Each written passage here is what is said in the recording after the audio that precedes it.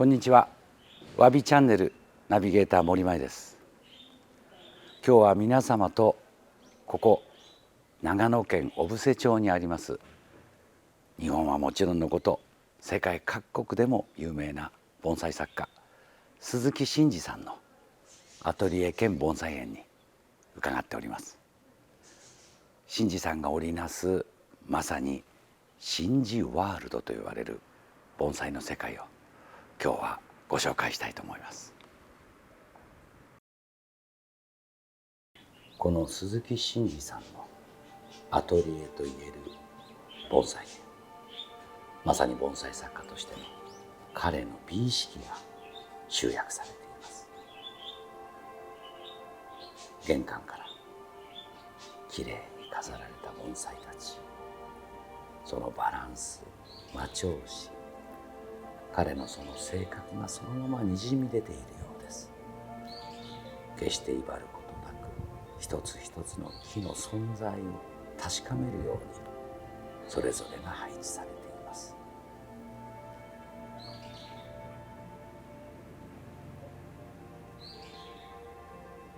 軽やかな木、季節を彩るもの、そして誰もが愛らしく見えるもの、織りなすさまざまな盆栽の世界を彼はこよなく愛していろいろな方に言葉はいらない彼の美意識をこのアトリエそのものが伝えています。中の庭園に行けば日本を代表するほどの名木の数々がまさにオーケストラが交響曲を奏でるように整列されています。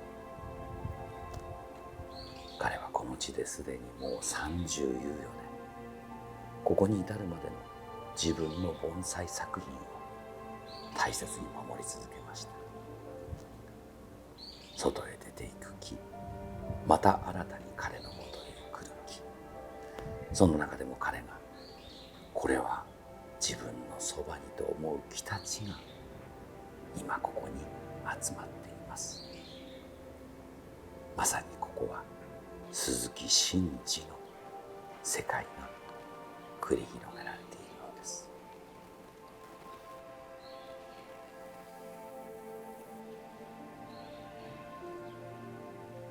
名木の数々を愛し作る彼でもありますが、このように現代的なモダンな世界の挑戦も彼は続けています。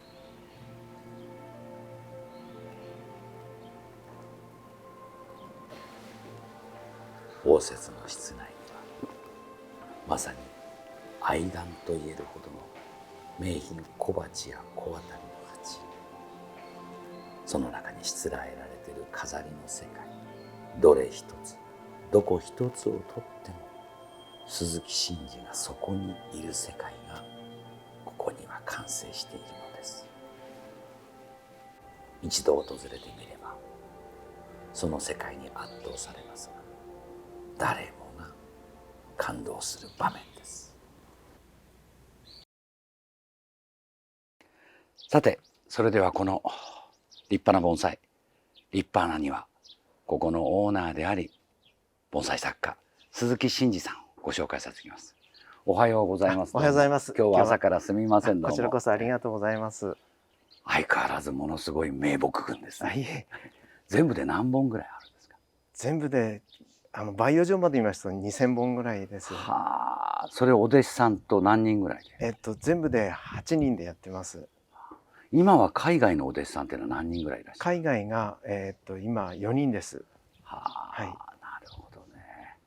まあ今目の前にあるこの木ももう圧倒されて声も出ないような木ですが、ここから伸二さんと伸二ワールドの中を少しご案内させていただきます。数々の名木のある中でまず一番初めに聞きたいのが、鈴木さん確かこの図書が一番初めの作風展の内閣総理大臣だったと思いますが。そうですね。30歳の時に初めていただきまして、これそんな前になりますかね。30年前ですね。はあ、なるほど。一説によると海外の大変な資産家がはい。大変な金額、家一軒の金額でというのをお断りになったという話を聞きますけど。私が出かけてまして、えそしたらお弟子さんが、これは親方の命だから売りませんって言われて、え、その時に似たのだったらあるって言ってくれればよかったんですけど。はい。ね、今天国に行かれた奥様との思い出の木だということも聞いてますんでね。この木の素材を手に入れるときは、はい。まだまだちょうどこれから上がっていくというところで、当時ですから家も欲しかったんですけど、家を諦めてこれにしてという思い出があります。そんな思いだとなかなかここから出せませんね。そうですね。もうかれこれじゃあ30年、はい。鈴木さんと一緒にこの地でこの木は生きて、木も幸せですね、動かないっていうのはね。最近はどうしても海外の方々のオーダーが多いから、古来名木と言われるものはまあできれば国内に残す活動、もしかすると私や鈴木さんの年代はそこが一番の考えなきゃいけないことかもしれないですね。いろんな方が水かけてくださった木ですので、大切にしたいと思います。他のところも見ていただきます。鈴木さん、この巨大というかこの赤松、これもしかすると植松家ですか？そうです。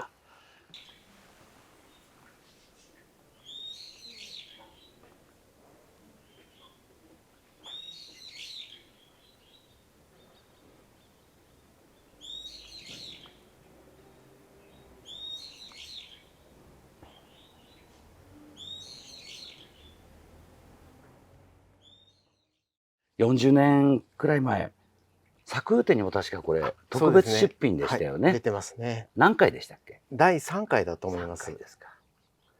ご覧ください。鉢の中ですでに200年300年です。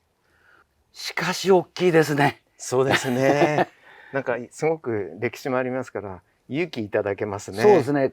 ぜひこのアトリエへ来たら、各賞を取った木は見切れないですが、ぜひこの植松家の赤松もご覧になってみてください。数ある名木の中でどれをっていうのは難しいんですが、新次さんに思い出の一本ということをお願いしたら、この心拍となりました。名高い心拍双龍、2つの龍ですね。これは確か鈴木さんが修行した浜野東樹園さんの看板木だった気がします。はい、そうですね。18の時初めに、そこにあったんですか？はい。もうここへ来て10年ぐらいになりますか？もっとですね。もうそんな20年近いです。そうですか。この木手入れさせていただくと、師匠が近くにいるような感じして、何とも言えない気持ちになってさせていただいてます。いいものを見せてくださってありがとうございます。ありがとうございます。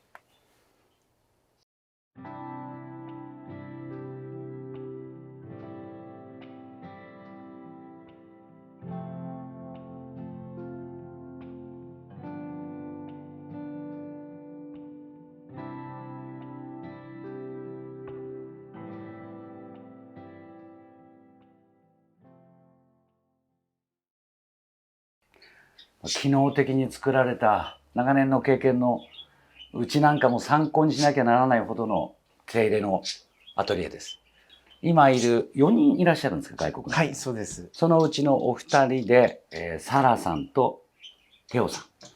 こうやって海外の方、鈴木さんのところ毎回多くいますが、はい、受け入れていくっていう何かお気持ちがあるんですか？はい、亡くなった師匠から言われて、いい盆栽といいお弟子さんを残しなさいって言われたんで、まだ本当に師匠のようにいかないんですけど、日々悩みながらやってます。ここからいろんな国に帰っていろんな盆栽を、ね、作っていくっていうことで頑張ってください。ありがとうございます。鈴木さん、見切れないほどの鈴木ワールドですけど、さてお互いもう30の頃からでもう60を過ぎました。はい、まあもうお互いいろんなことあって荒波の中でなんとかここまでお客さんや盆栽支えられてきましたけど、鈴木さん、ここからご自身の盆栽作家としての活動、はい、それとこのアトリエ、強いてはお弟子さんやこの世界の人へ向けての盆栽会、どんな世界を望まれてますか？そうですね。本当に60って年迎えて、あと自分の時間がどのくらいあるかってことをいつも考えるもんですから、その時に師匠に最後に言われたお言葉で、いい弟子といい盆栽に残しなさい。それで世界中に帰る子たちに、盆栽を通して森前さんにも教えていただいた平和の象徴だから、盆栽を通してそういうのを伝えられればっていうのを目指して頑張っていきたいなと思います。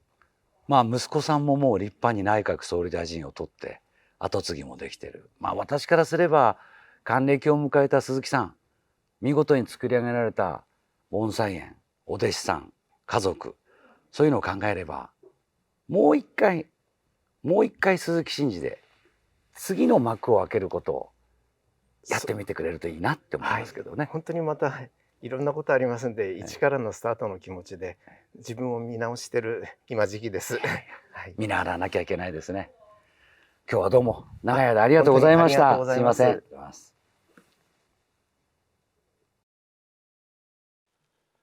名高い鈴木真治さんのアトリエ盆栽園、まさに別世界の名木群ですね。彼の考え、そして彼が盆栽を思う気持ちがここの盆栽たちと息づいているのがよくわかります。目の前にあるこの床の間の盆栽も息子さんのお一人武弘君が今年新鋭作家部門で金賞となった木です。次の時代へというものをきちんと歩んでいる姿がよく見えます。いかがだったでしょうか。小布施の力のご紹介でしたが、面白かったなって、小布施行ってみたい、いろんな思い持っていただいた方がいたら、ぜひチャンネル登録をよろしくお願いします。ご視聴ありがとうございました。